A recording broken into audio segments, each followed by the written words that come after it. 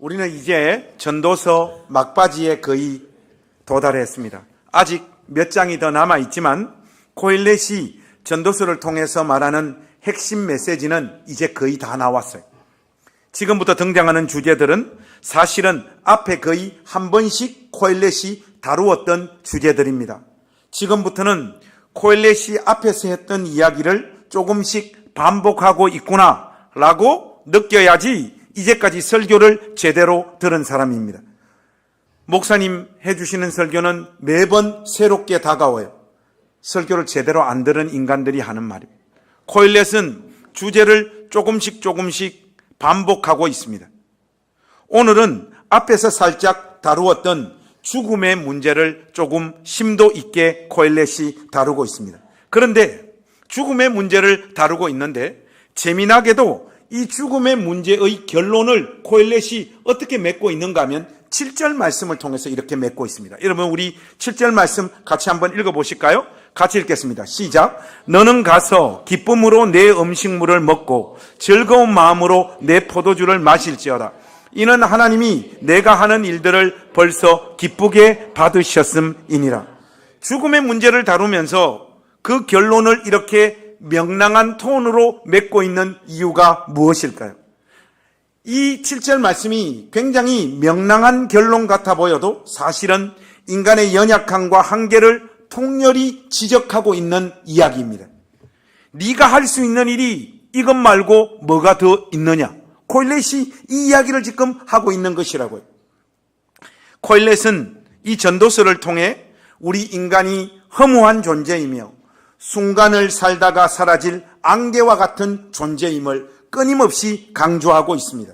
오늘 본문을 통해서 코엘렛은 하나님은 하나님이시고 저와 여러분은 한낱 인간임을 분명히 밝히고 있습니다. 어떤 차원에서 그런가? 저와 여러분이 죽어야 하는 존재라는 차원에서 우리는 하나님과 명백하게 구별되어지는 안개와 같은 존재들입니다.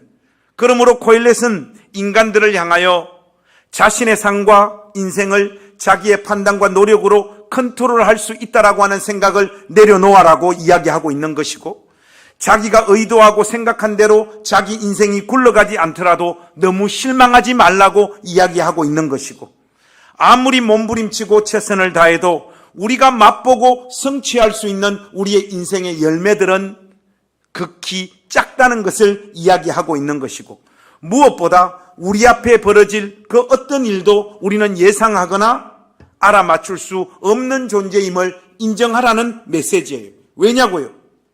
죽음이 언제 어떤 모습으로 너를 찾아올지 모르는 존재가 너이지 않느냐? 이것을 지금 코엘렛은 강조하고 있습니다.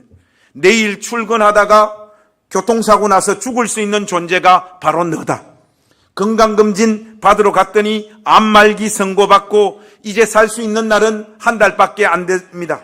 이 선언을 받을 수 있는 존재가 너이지 않느냐? 멕시코 설교하러 갔다가 총 한 방 받고 골로 갈 수 있는 존재가 너이지 않느냐? 그러나 여러분은 멕시코는 못 가요. 저 같은 사람이나 가지. 그 말입니다, 지금.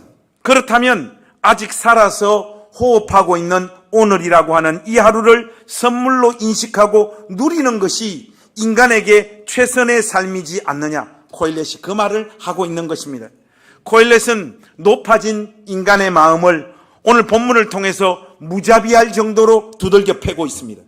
그렇게 두들겨 패서 인간이 얼마나 보잘것없는 존재인지 그 현실을 분명히 인식시키고, 동시에 높아진 마음을 코엘렛은 낮추고 있는 거예요. 그가 어떤 방법으로 이런 일들을 하고 있는지 본문 속으로 본격적으로 우리가 한번 들어가 봅시다. 코엘렛은 먼저 네가 네 인생이 어찌 될지 너는 모르지 않느냐? 너의 삶은 불확실한 것들로 너무나 가득 차 있지 않느냐? 그 사실을 강조하고 있습니다. 여러분, 이런 내용을 가장 선명하게 드러내고 있는 말씀이 11절과 12절 말씀이에요. 한번 우리 같이 다시 한번 읽어보실까요? 11절과 12절 함께 읽겠습니다. 내가 다시 해 아래에서 보니 빠른 경주자들이라고 선착하는 것이 아니며 용사들이라고 전쟁에 승리하는 것이 아니며 지혜자들이라고 음식물을 얻는 것도 아니며 명철자들이라고 재물을 얻는 것도 아니며 지식인들이라고 은총을 입는 것이 아니니 이는 시기와 기회는 그들 모두에게 임함이니라. 분명히 사람은 자기의 시기도 알지 못하나니 물고기들이 재난의 그물에 걸리고 새들이 올무에 걸린 같이 인생들도 재앙의 날이 그들에게 홀연히 임하면 거기에 걸리느니라. 여러분, 인생을 좀 살아보신 분들은 다들 공감할 수 있는 말씀입니다. 인생은 도무지 예측이 안 됩니다. 우리의 인생은 마치 주식하고 똑같은 것 같아요. 주식은 언제 올라갑니까? 여러분이 팔면 올라가요. 언제 내려갑니까? 여러분들이 과감하게 들어가서 사면 주식은 내려갑니다. 그래서 안 믿는 자들이 주식은 하나님도 모른다고 이야기하잖아요. 주식을 열심히 공부한 사람은 돈을 잃고 자기가 투자했는지도 모르고 어느 종목에 돈을 넣어놨는지도 모르는 사람이 20년 뒤에 수십억 버는 것이 주식 투자잖아요. 우리 인생이 아주 주식하고 똑같아요. 워렌 버핏처럼 초고수들과 생각 없는 자들이 주식판에서 돈을 법니다. 그죠? 진실로 명철자들이라고 돈을 더 버는 것이 아닌 것, 우리가 인생을 살면서 생생하게 경험을 합니다. 제가 행신교회에서 목회할 때 행신교회 가족들 중에 좋은 대학 나온 사람들이 정말로 많았어요. 서울대, 연대, 고대, 이대, 한양대, 수두룩 빽빽했습니다. 문제는 뭐냐? 에브리바디 다 돈을 못 벌어요. 항상 돈이 없어서 허덕였던 교회가 행신교회입니다. 울산에 내려오니 저의 친구들, 후배들, 그때 저처럼 공고 나와서 취직해서 아직까지 잘 다니고 있더라고요. 이번에 만나서 네 연봉이 어떻게 되냐니까 1억 안 넘는 놈이 없어. 서울대 나와서 개털되고 공고 나와서 부자 되고. 이게 우리가 사는 세상입니다, 여러분. 그럴 줄 알았으면 빼빠지게 공부해가지고 서울대 안 갔을 텐데, 그죠? 누가 이런 현실을 부인할 수 있겠습니까? 시기와 기회는 그들 모두에게 임함이다. 이 말도 얼마나 공감이 많이 되는 말씀입니까? 옛날에는 공무원은 그냥 됐습니다. 시켜줘도 안 하는 것이 공무원이었어요. 그러다가 공무원 되기가 하늘의 별 따기가 되었어요. 그런데 살아보니 요즘은 다시 공무원들의 월급이 작아서 애들이 공무원을 안 하려고 한대요. 왔다 갔다 시기와 기회가 어떤 사람에게 주어졌다 사라졌다 막 변합니다. 누구에게 기회와 시기가 찾아올지 아무도 예상할 수가 없습니다. 한국 대학의 인문학이 다 죽어가고 있습니다. 인기가 없어요. 취직이 안 되기 때문에. 특히 국어 국문학은 인기가 더 없습니다. 더 취직 안 되니까. 그런데 말이죠. 이번에 미국하고 멕시코 가니까 K-팝과 한류 때문에 미국 대학과 멕시코 대학에서 한글 열풍이 불고 있습니다. 스페니시 다음으로 미국과 멕시코에서 가장 선호하는 제2 언어가 한글이에요. 거기 사는 주재원 집사님이 저하고 차를 마시면서 목사님, 한국 교원 자격증 가진 사람들 중에 영어 조금만 하면 대학 교수로 지금 미국하고 멕시코에서 막 채용을 한다는 거예요. 주립대에서. 한국으로 돌아가시면 청년들에게 꼭 이걸 이야기해 달라고. 빨리 한국 교원 자격증 그걸 취득하라고 이야기를 해 달라는 거예요. 자기 교회 부흥하려고. 이제 국문과가 다시 인기를 얻을 시간이 찾아오고 있습니다. 저는 공부를 못해서 목사가 된 케이스인데 저 수능 성적으로 사실 이렇게 먹고 사는 거 기적입니다, 여러분. 원래 저 수능 성적대로 하자면 먹고 사는 문제가 지금 해결이 안 돼서 그거 고민해야 돼요, 여러분. 이만큼 먹고 사는 거 다 주님의 은혜고 다른 말로 하자면 좋은 세상 만나서 그런 거예요. 그런데 한국교회의 부흥기 끝물에 제가 목사가 되어서 이런 혜택을 누리고 있는 거예요. 그래서 세계적인 목사님이 됐잖아요. 우리 후배들 막차 탔는데 신세 다 조졌습니다, 이제. 최일관, 서민욱, 황명철 다 절단 났습니다. 더 막차인 김현우는 이제 거지 되게 생겼습니다. 이 김현우가 내년에 결혼한다고 하는데 우리 피앙세가 우리 교회 지금 청년에 있잖아요. 주연이. 이거 어떡합니까? 이거 버려버렸어요, 이제. 날짜는 잡았고. 다 시절을 잘못 만난 겁니다. 저처럼 좋은 시절 만나면 이렇게 되는데, 시절이 잘못 찾아오면 사람 인생이 거기에 따라 왔다 갔다 해버리는 것이 우리의 불확실한 인생이라고요. 우리 자신을 물고기나 새에 한번 비유해 보십시다. 낚시 가서 낚싯대를 던집니다. 그때 그 시간에 그 넓은 태평양 바닷가 지나가던 고기의 입장에서 보면 얼마나 이 고기는 재수가 없는 겁니까? 그 넓은 곳에 다니다가 그냥 무다고 가까운 곳에 잠깐 놀러 왔는데 그때 낚싯바늘이 자기 아가리를 꿰지 어떻게 알았냐고. 새도 마찬가지예요. 넓고 넓은 시베리아 만주 벌판이 있는데 어찌하다가 대한민국 땅에 날개가 있어서 적고 놀러 왔는데 포수가 자기를 향해서 총을 쏘아버립니다. 어떻게 아냐고요. 한 방에 생이 끝나버리잖아요. 우리 인생이 마치 이렇습니다.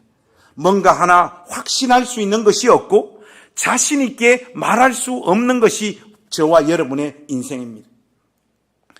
이렇게 모든 것이 불확실한데 코엘렛이 한 가지는 확실하다고 우리에게 말하고 있습니다.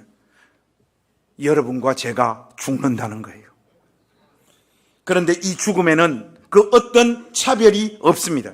나쁜 놈이든 착한 놈이든 경건한 사람이든 죄 가운데 뒹구는 사람이든 예수 믿는 사람이든 안 믿는 사람이든 운동을 열심히 하는 사람이든 전혀 운동을 하지 않는 사람이든 모두가 다 죽습니다.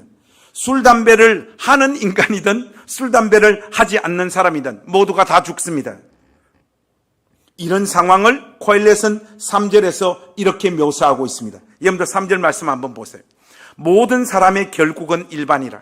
이것은 해 아래에서 행해지는 모든 일 중에 악한 것이니 곧 인생의 마음에는 악이 가득하여 그들의 평생에 미친 마음을 품고 있다가 후에는 죽은 자들에게로 돌아가는 것이라. 여러분 여기에 보시면 잘 보세요.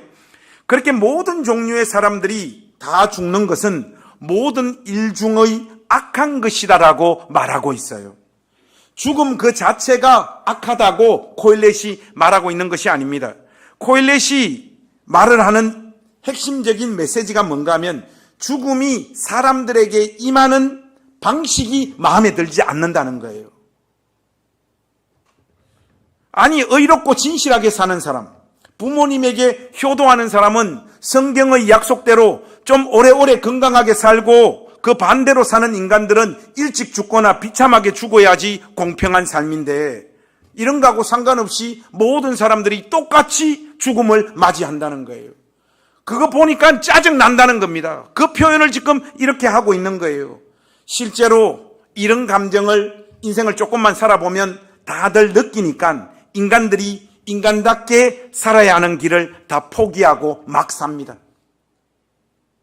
다 똑같이 죽는데 무슨 의로움이며 사랑구실이며 도리며 의로움이냐. 그냥 내 쪼대로 나는 살다가 갈란다. 이게 일반적인 사람의 의식을 사로잡고 있는 가치관입니다. 3절 하반절 말씀 한번 보십시오. 곧 인생의 마음에는 악이 가득하여 그들의 평생에 미친 마음을 품고 있다가 후에는 죽은 자들에게로 돌아가는 것이다. 이렇게 분명히 말하고 있지 않습니까? 세상이 이렇게 돌아가니까 사람들 마음에는 악을 행하고 미친 마음으로 자기의 가치관을 형성하고 그렇게 살다가 죽는다는 거예요. 인간 앞에 펼쳐지는 이 모질고 독한 똑같은 운명 앞에 대부분의 사람들은 자기식의 재미를 추구하고 자기의 자아를 만족시키고 자기밖에 모르는 존재로 살다가 허무하게 죽습니다. 목사님, 똑같이 동일한 운명을 맞이하는데 이렇게 사는 방법이 최선이지 않습니까? 이게 잘못된 삶이라고 말할 수 있습니까? 제가 잘못됐다고 말하지 않잖아요. 저나 여러분이 다 이렇게 삽니다. 신앙 좀 있는 것 같아도 다 이렇게 살다가 가요. 저와 여러분의 삶이 무슨 그렇게 큰 구별이 있고 차이가 있겠습니까? 그런 삶에 시비를 걸고 싶은 마음 조금도 없습니다. 그런데 그 삶을 성경은 악이 가득한 삶이고 평생 동안 미친 마음을 품고 사는 것이다. 이렇게 말하고 있어요.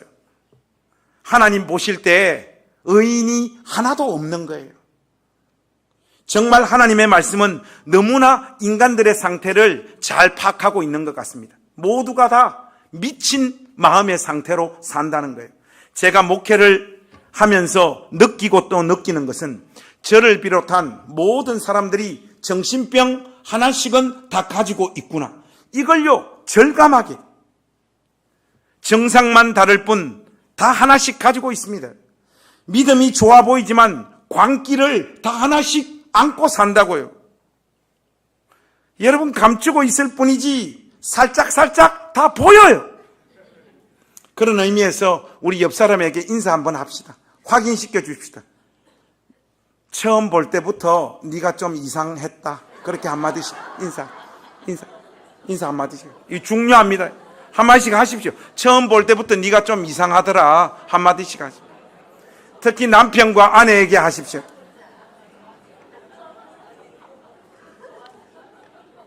여러분, 미셀 푸코의 광기의 역사라고 하는 책에 이런 말이 나와요. 한번 들어보세요.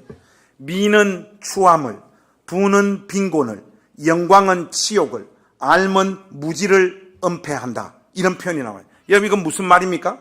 코엘렛의 언어로 표현하면 인간은 정의로 자기의 악을 감추고 더럽게 사는 자들은 자신의 부분적인 깨끗함으로 더 많은 불결함을 감추고 진정으로 하나님을 예배하지도 않는 자들이 예배로 자신의 믿음 없음을 감추고 죄인은 선을 통해 자기의 죄를 가린다는 말입니다.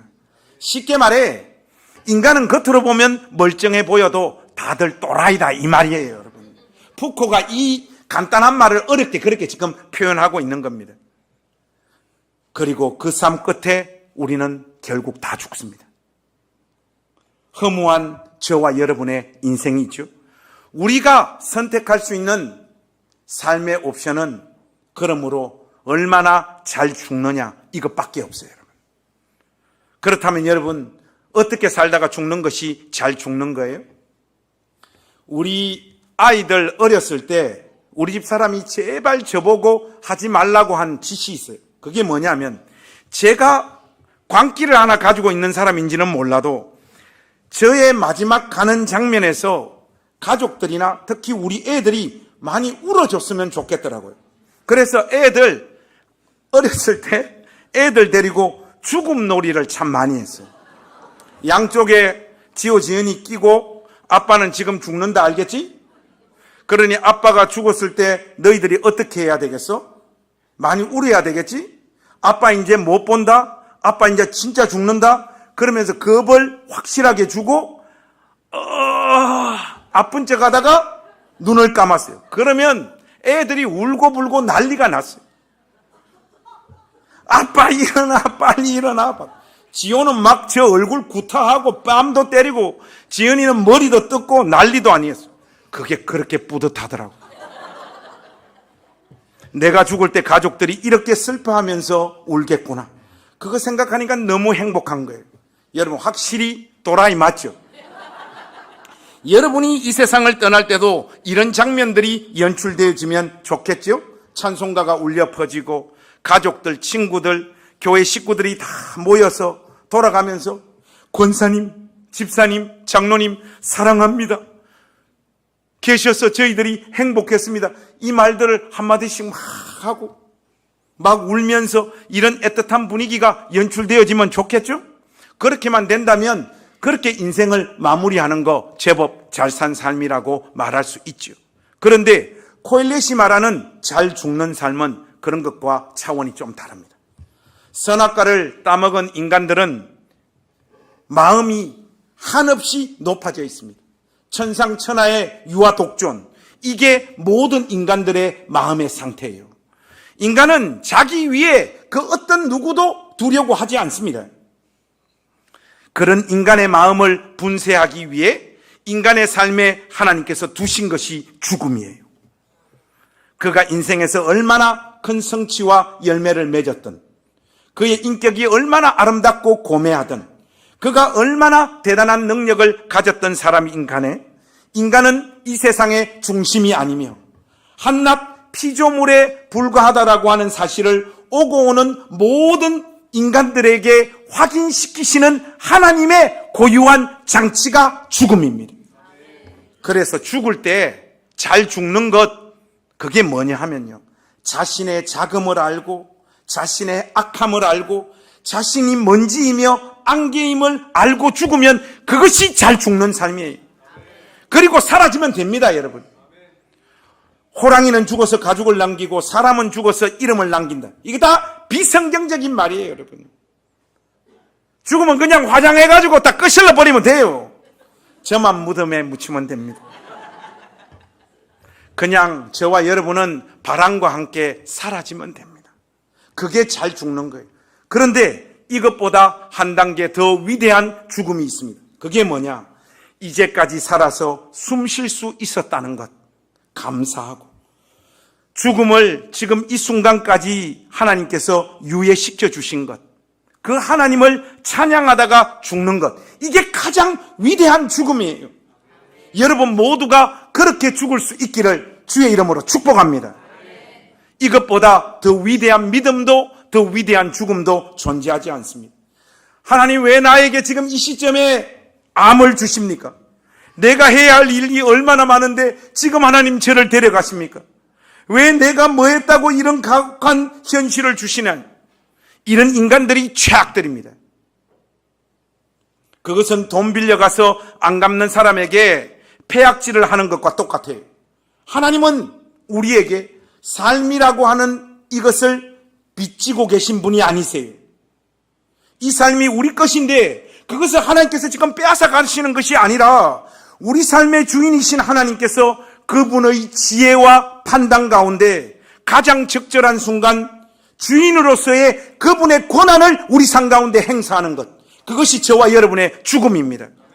이 사실을 받아들이는 신자들이 되십시오. 언젠가도 여러분들에게 분명히 말씀드렸습니다. 제가 다시 한번 유언처럼 여러분들에게 말씀드리겠습니다. 제가 큰 병 얻었을 때 저 살려달라고 기도하지 마세요. 우리 목사님 감사함으로 저 죽음의 사선 잘 넘어갈 수 있도록 기도해 주십시오. 목사님 이렇게 들어보니까 집안이 대대로 할아버지, 할머니, 어머니, 아버지 다 간암으로 돌아가셨던데 우리 목사님 간 상태가 안 좋아가지고 숨은 안 넘어가고 그런 상황에 간성 혼수가 와서 예수가 누구 이런 말 하지 않고 빨리 죽을 수 있도록 기도해 주십시오. 그게 잘 죽는 겁니다, 여러분. 그리고 장례식장에 가급적 찬송가 틀지 마시고 조영남의 모란동백 틀어주세요. 이 노래 가사가 저는 그렇게 참 좋아요. 이게 원래 가요 가사를 쓰려고 쓴 게 아니라 이재하 시인이 자기 시를 먼저 쓴 걸 가지고 그 곡에 이 가사를 엎은 거예요. 세상은 바람 불고 고달파라. 나 어느 변방에 떠돌다 어느 나무 그늘에 고요히 잠든다 해도 또 한 번 모란이 필 때까지 나를 잊지 말아요. 파바로티가 와도 이렇게 감동적으로 못 부릅니다. 여러분, 저와 여러분처럼 이만큼 살았으면 미련이 없어야 돼요, 사는 거에. 그런데 하나님께서 우리들을 아직까지 데려가지 않으시고 오늘 여기 이 시간 여전히 우리를 살려두고 계십니다. 제발 이 놀라운 은총을 아는 신자들이 되십시오. 죽지 않고 살아있다라는 것, 대단한 은혜를 입고 있는 것입니다. 원래대로 여러분은 죄값 때문에 죽어야 된다고요. 하나님의 자비와 긍휼이 오늘도 여전히 우리를 찾아오고 있다는 증거가 살아있는 거예요. 아직도 우리를 사랑하시고 은혜 베풀고 계시다고 하는 가장 확실한 증거가 호흡하며 사는 이 하루란 말입니다. 그런데 여러분은 매일 신앙 상담을 해보면 목사님, 하나님이 저를 사랑하시는지 저는 잘 모르겠어요. 정신 차리시라고. 호흡하고 있는 이 하루가 다시 여러분을 찾아오고 있는 것, 그것이 하나님께서 우리를 사랑하시고 긍휼히 여기시고 은혜를 베풀고 계시는 가장 큰 증거라고요. 죽어야 되는 존재를 살려주고 계신데 여기에 우리가 더 이상 무엇을 바랍니까? 그게 여러분 교만이란 말이죠. 5절과 6절 말씀 우리 소리내서 한번 읽어보십시다. 그리고 이 내용들을 확실히 우리 영혼에 체화시키십시다. 5절과 6절 같이 읽겠습니다. 시작. 산 자들을 죽을 줄을 알되 죽은 자들은 아무것도 모르며 그들이 다시는 상을 받지 못하는 것은 그들의 이름이 잃어버린 바 됨이니라. 그들의 사랑과 미움과 시기도 없어진 지 오래이니 해 아래에서 행하는 모든 일 중에서 그들에게 돌아갈 몫은 영원히 없느니라.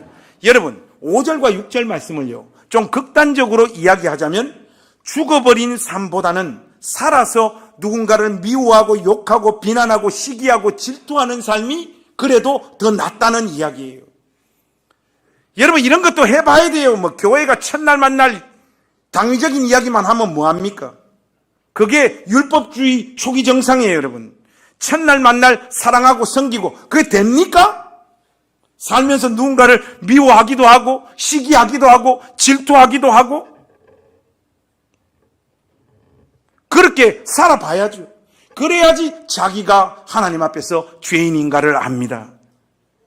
낮은 단교회 가족 여러분, 죽는 삶보다 살아서 죄 짓는 삶이 더 좋은 거예요. 아멘 하세요.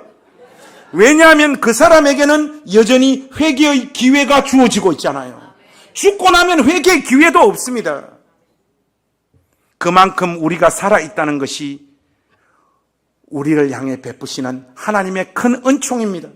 마음에 들지 않는 인생이라도 제발 씩씩하게 사십시오. 성공하고 형통하고 잘 살고 아름답고 멋진 인생을 통해서만 하나님께서 우리를 빚어가시는 게 아니잖아요. 실패하고 좌절하고 한숨 짓고 죄짓고 후회하는 그 자책과 한숨을 붙잡아 서라도 하나님은 우리를 아름답게 빚어가시는 분이잖아요. 신자로 사는 우리의 자랑과 명예와 영광이 무엇입니까? 우리 삶의 그 어떤 경험도 능하신 하나님 손 안에서 보게 된다는 것. 이게 우리의 자부심이잖아요. 우리의.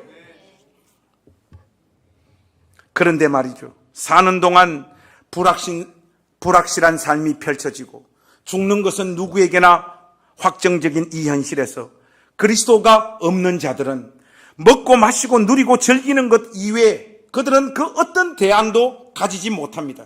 썩어 없어질 몸뚱아리 사는 동안 다 누리고 살다가 죽자. 그래서 조금만 나이 들면 모든 사람들이 다 알아요. 돈 좀 있으면 자식들에게 일찍 돈 주면 된다 안 된다? 안 된다. 그거 다 알아요. 이 자식들 이게 못난 새끼들이거든요. 돈 넘겨주면 그때부터 차갑게 대합니다. 그래서 세상 사람들이 그런 지혜들이 다 있기 때문에 마지막까지 내가 다 쓰고 남은 거 주겠다. 이 생각 다 가지는 거죠. 왜냐? 그런 삶 말고 무슨 대안이 있습니까? 대안이 없습니다. 아니 목사님 솔직하게 딱 깨놓고 말해서 전도자도 지금 그런 삶을 살아라고 우리에게 말하고 있는 것 아닙니까? 어느 정도 맞는 이야기예요. 우리 주님께서 이 땅에서 사시면서도 정말 많이 먹고 많이 마시며 사셨어요. 사복음서를 여러분들이 자세히 읽어보시면 예수님이 음식과 함께 언급되어지고 나타나시는 장면들이 생각보다 엄청 많습니다. 한마디로 최고의 지혜자이신 그분께서 한 인간이 어떻게 사는 삶이 가장 잘 사는 삶인가를 우리에게 보여주시는 장면이라고 할 수 있죠. 그런데 예수님께서 먹고 마신 것은 먹고 마신 것 그 자체를 즐기신 측면도 있지만 예수님의 식사는 하나님 나라에서 먹고 마실 것을 소망하며 살아계시는 동안 먹고 마신 거예요. 쉽게 말해서 무슨 말이냐? 예수님의 이 땅에서의 먹고 마심은 다가올 하나님 나라에서 먹고 마실 그 잔치의 에피타이저라고요. 여기 아멘하지 못하는 분들은 에피타이저가 뭔지를 모르는 분들이에요. 목사님, 천국에서도 먹고 마시는 것이 있습니까? 여러분, 마태복음 26장 29절에 보면 그러나 너희에게 이르노니 내가 포도나무에서 난 것을 이제부터 내 아버지의 나라에서 새 것으로 너희와 함께 마시는 날까지 마시지 아니하리라 하시니라. 이렇게 말하시다. 그렇습니다. 하나님을 알지 못하는 사람에게는 먹고 마시고 누리는 것이 죽기 전에 자기가 할 수 있는 일의 전부기 때문에 그것밖에 하지 못하는 거예요. 그러나 저와 여러분에게 이 삶이란 하나님 나라에서의 본 식사를 준비하는 것이고 신랑이신 주님과 영원한 결혼을 연습하는 것이고 하나님 나라에서의 잔치를 사전에 경험하는 차원에서 먹고 마시는 거라고요. 그래서 먹고 마시고 누리고 그 누구보다 예수 믿는 사람들이 즐겁게 잘 살아야 합니다. 여러분, 저 한번 보세요. 아직도 초딩 입맛이잖아요. 라면, 쥐포 이런 거 찾잖아요. 이거 자랄 때 엄마가 좋은 거 안 먹여줘서 그래요. 그때부터 막 대충 먹여본 바람에 나이 들어서도 어렸을 때 익숙해진 찌포하고 라면 좋아하는 거예요. 제가 한 번은 부흥에 가서 자꾸 회 이런 거, 스테이크 이런 거 사주시길래 짜증이 나가지고 목사님, 오늘은 제가 먹고 싶은 거 한 번만 먹었으면 좋겠다. 오늘 저녁은 그렇게 하겠다. 뭐 드시고 싶냐? 라면 한 그릇 먹고 싶다. 하니까 목사님이 그 절대로 안 된다 하면서 또 회를 또 사주시다. 그는 그거 어디서 목회하고 있는지 모르겠는데 마음에 안 들어요. 아이가 자랄 때 좋은 것을 보여주고 좋은 것을 맛보게 해줘야 어른이 되었어도 잘 누리는 거예요.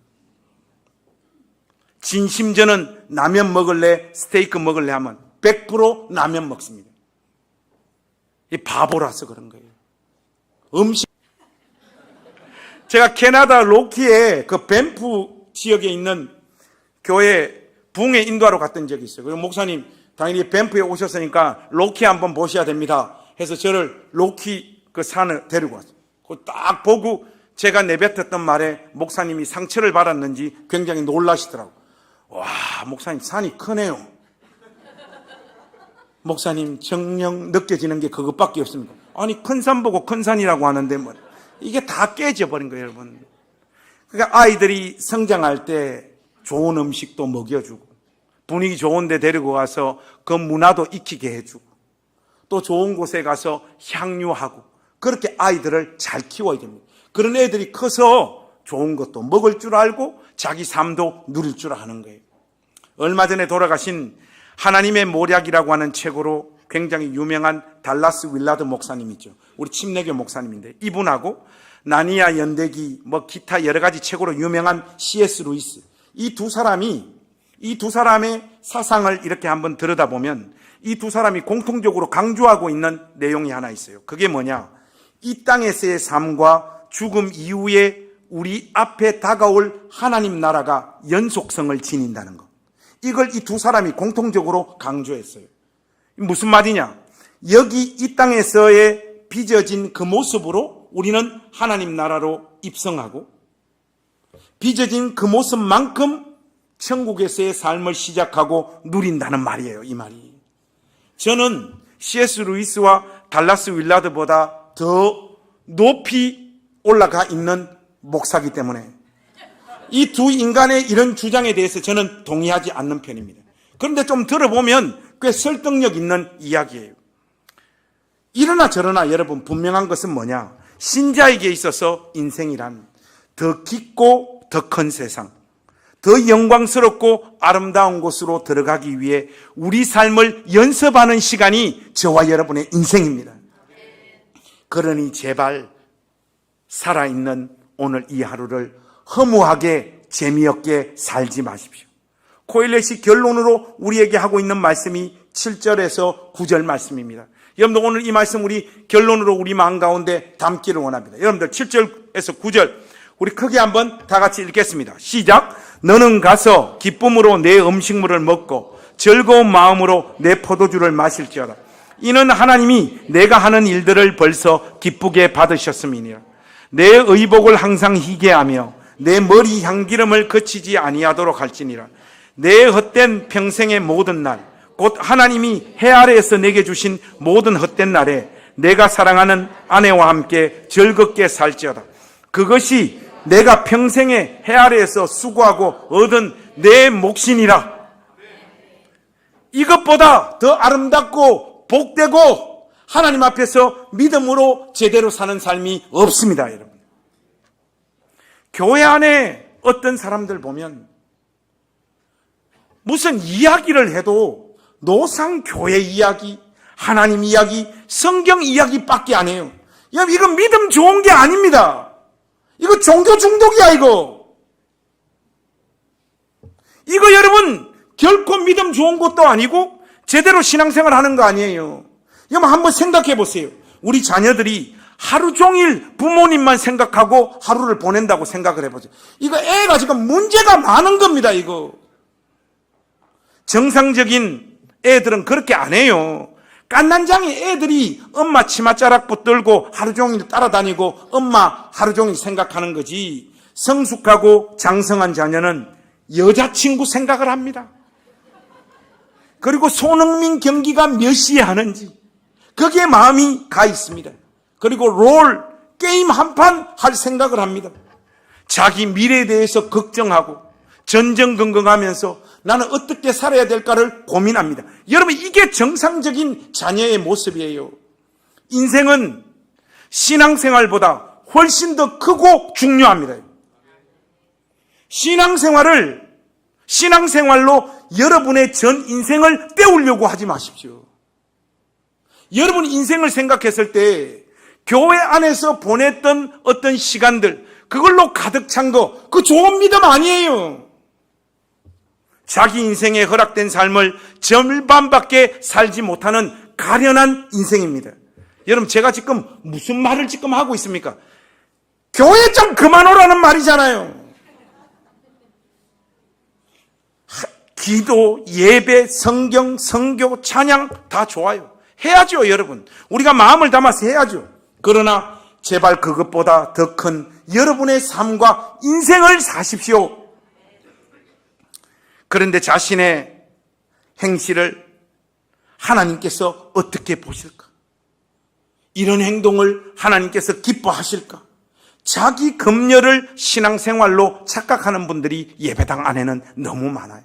여러분, 오늘 코일렛이 7절 말씀에 보니까 뭐라고 말했습니까? 그 하반절에 보세요. 이는 하나님이 내가 하는 일들을 벌써 어떻게 하셨다? 기쁘게 받으셨음이니라. 그렇게 지금 말하고 있지 않습니까? 여러분들이 오늘 살아있고 이 삶을 하나님께서 받고 계심을 믿으십시오. 신앙생활보다 더 큰 여러분의 인생을 잘 경주하고 사는 그 모습을 하나님께서 기뻐하십니다.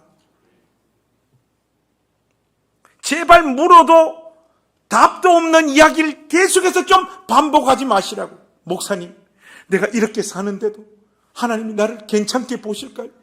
제가 이 모양 이 꼴인데 하나님께서 저를 기쁘게 받으실까요? 살아있으면 하나님께서 지금 기쁘게 받고 계신 거예요. 여러분들 지금 안 죽는 것은 죄 짓는 강도가 그래도 약한 거룩한 신자다는 거예요.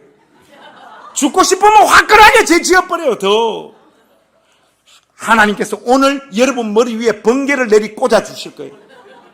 그런데 살아있다라는 것은 하나님이 여러분의 삶을 인정하고 받아주시는 거예요.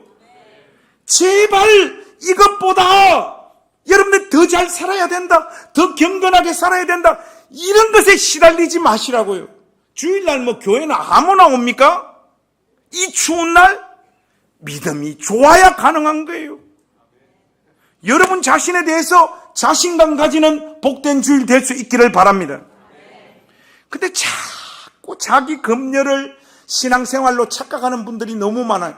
신앙 가지고 있는 것 때문에 인생이 더 괴롭습니다. 여러분, 제가 언젠가도 한번 여러분들에게 말씀드린 것 같은데, 제발 교회 와서 우거지상 좀 그만하세요. 회개기도 3번 이상 제가 하지 말라고 했죠. 여러분, 예수 이름 안에 사죄의 능력이 있지 않습니까? 주님, 제가 죄를 지었습니다. 십자가 앞으로 나아갑니다. 저의 죄를 용서해 주십시오 하며 우리 주님께서 그리스도 예수 안에 있는 여러분의 삶을 받으시고 용서해 주십니다. 용서받았다라고 하는 증거가 뭐라고요? 살아있는 거라고요, 여러분.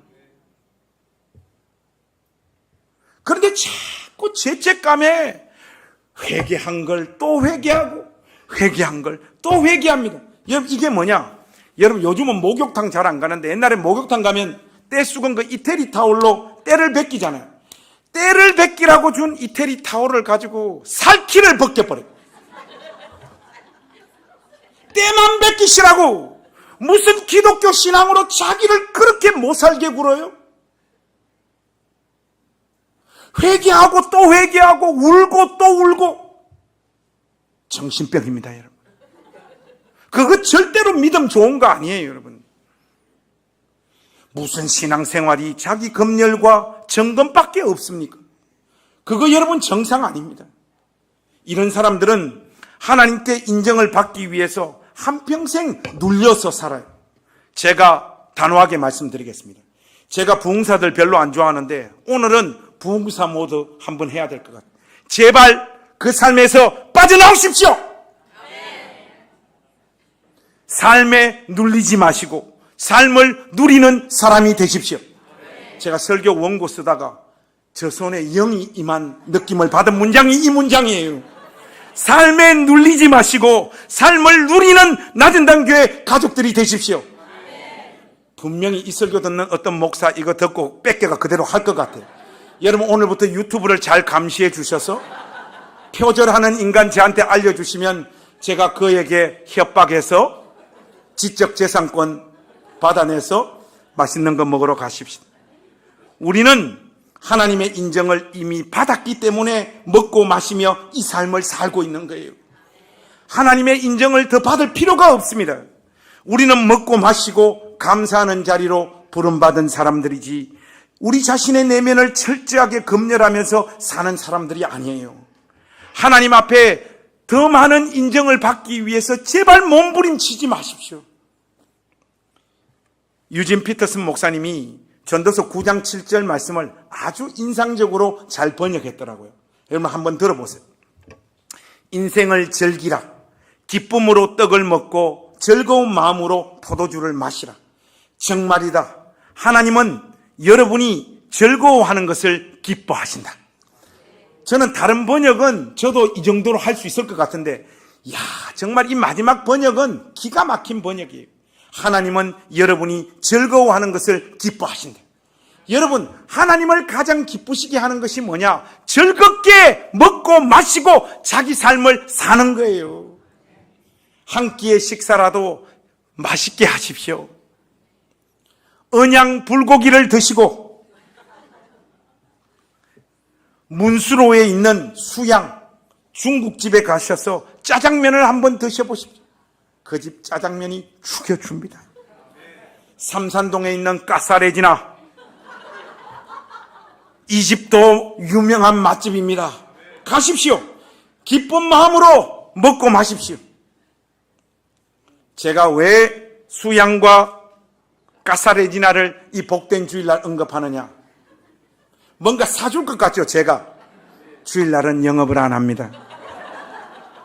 여러분, 우리 삶을 누리고 즐거워하는 것보다 하나님을 더 기쁘게 하시는 것이 없다라는 사실을 제발 이 전도서 말씀을 통하여 확신하고 여러분들 마음에 받아들여 주십시오. 모든 일을 기쁨으로 하는 신자들이 되십시오. 그게 진짜 최고의 믿음입니다. 오늘 본문 말씀을 보면 세 가지가 나오잖아요. 하나는 가서 먹고 마시라. 그리고 또 하나는 향을 바르고 머리를 단정하라. 자기를 챙기는 거죠. 그리고 하나는 아내와 즐겁게 살아라. 여러분, 딱 이 세 가지입니다. 이 세 가지가 뭐냐? 우리가 우리의 인생의 날들을 통과하면서 하나님 앞에서 가장 잘해야 되는 것들이에요. 그런데 여러분, 이 세 가지를 할 때 코일렛이 지금 계속해서 강조하고 있는 게 뭡니까? 즐겁게 하라. 즐겁게 하라. 그 사실을 지금 강조하고 있잖아. 저도 주일날 이렇게 교회 나올 때는 머리 이렇게 좀 찍어 바르고 나옵니다. 근데 이렇게 설교하러 가면 숙소에 컨디셔너, 바디로션, 핸드크림이 있던데 여러분 얼굴에 뭘 발라야 되는 게 맞아요? 저는 솔직히 아직 그걸 잘 몰라요. 그래서 보통은 컨디셔너 이렇게 얼굴에 바르고 나와요. 핸드크림은 손에 바르고 바디로션은 몸에 바르는 건데 몸에는 뭐 잘 안 바르잖아요. 그래서 뭐 이 컨디셔너 바르는가 보다 이가 우리 친구한테 이야기하니까 이 덩신아 그러더라고요, 저보고. 컨디셔너 그거 얼굴에 바르는 거 아니다 그러더라고요. 근데 여러분 중요한 것은 컨디셔너도 기쁜 마음으로 바르면 광이 납니다. 광이 나요. 저 피부 한번 보세요. 뽀얗잖아요. 성령이 임한 피부입니다. 그리고 아내와 즐겁게 사십시오. 비단 여러분 아내이겠습니까? 인생의 여정에서 만나는 모든 사람들과 할 수 있거든 화목하게 사십시오. 먹는 것, 자기 몸을 챙기는 것, 다른 사람들과의 관계를 아름답게 하는 것, 이게 우리 믿음에 있어서 가장 중요한 것들입니다. 그런데 이 모든 것을 어떻게 하라고요? 즐겁게 하라고요, 여러분. 즐거움이 여러분들의 삶을 가득 채우도록 그런 인생을 사십시오. 이제 우리 사람하고 결혼해서 26년이 됐습니다. 요리 실력이 점점 좋아져요. 된장찌개 끓였는데 정말 경지에 올랐습니다. 김정미표 된장찌개 정말 끝내줘요. 그래서 하루는 제가 여보 당신 진짜 된장찌개 경지에 오른 것 같다 이렇게 이야기하니까 당신은 꼭 다시다를 많이 넣으면 그런 말 하더라 이렇게 이야기해요. 여러분 다시다 넣으면 요리는 끝납니다. 우리 어머니는 김치에도 다시다, 김밥에도 다시다, 국에도 다시다, 음식에 그냥 다시다로 다 쳐발라 버렸어요. 떡볶이에도 다시다. 그래서 제가 이런 목사가 되었습니다. 믿습니까? 뭘 아멘이야. 여러분의 삶에 즐거움이라고 하는 다시다만 뿌리면 하나님께서 일하십니다. 그러면 다 풀려요, 여러분. 하나님이 무엇보다 그 삶을 받으십니다. 오늘 또 그냥 집에 갈지 마시고 소그룹 대충 하시고 교회 가족들끼리 먹으러 가십시다. 빨리 아멘해. 제가 미국 가서 달러 좀 벌어 왔잖아요. 이 사람 저 사람에게 지금 다 나눠주고 아직 달러 좀 남았습니다. 어디든 갑시다, 여러분. 수양콜? 까사레지나 콜? 오늘 문을 안 연답니다, 여러분. 어디든 가서 주 안에 있는 우리 가족들과 천국을 연습하는 오늘 하루가 되십시다. 즐겁게 여러분들의 삶을 챙기십시오. 그것보다 더 영광스럽고 고급한 신앙의 경지가 없다는 것. 우리 삶은 불확실함으로 가득 차 있고 그러나 죽는 것은 너무나 확실한 사실 앞에 우리 인생 하나님 앞에서 가장 잘 사는 것은 다가올 더 깊고 더 영광된 하나님 나라를 연습하는 오늘 이 하루를 즐겁게 먹고 마시는 것. 그 은혜가 여러분 평생 동안 넘치시기를 우리 주님의 이름으로 축복합니다. 기도하겠습니다. 하나님 아버지 은혜와 사랑을 감사합니다. 하나님 가서 즐겁게 먹고 마시고 화목하게 지내고 자기 자신을 챙기고 꾸미라고 말씀하셨습니다. 하나님 우리에게 이 명령 주셨사오니 우리가 이렇게 살 수 있도록 우리의 삶의 여건과 상황도 복된 환경으로 좀 풀어주십시오. 우리 삶이 돈이 없어서 첫날 만날 전전긍긍하지 않도록 우리가 하는 일들에 은혜와 복을 더하여 주시고 눌려서 숨도 못 쉬는 주변에 우리 교회 가족들과 이웃들과 나눌 수 있도록 하나님 우리의 일터 위에 주의 은혜와 하나님만이 주실 수 있는 복으로 함께 채워주십시오. 그래서 사는 날 동안 즐겁게 우리 자신들을 가꾸며 먹고 마시며 무엇보다도 함께 나누는 삶 살 수 있도록 이 은총의 자리로 우리의 삶을 인도해 주시옵소서. 사는 이 하루, 다가올 하나님 나라를 연습하는 우리 모든 낮은담 교회 가족 되도록 은혜를 베풀어 주시옵소서. 예수님의 이름으로 축복하며 기도하옵나이다. 아멘.